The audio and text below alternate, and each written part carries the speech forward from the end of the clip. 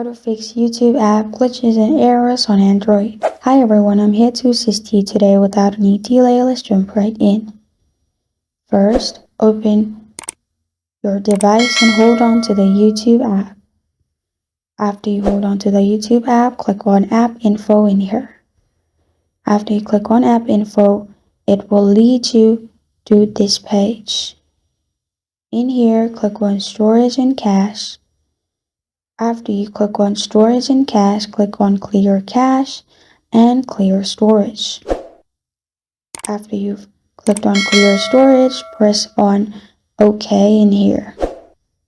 Now you can simply go back in here, click on Force Stop at the top right.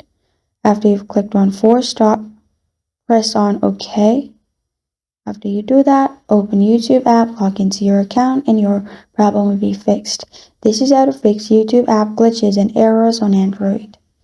Thank you for joining me today. If this video helps you out, please leave a like and subscribe for more. Got a question or want to suggest a topic? Comment below. Thank you for watching.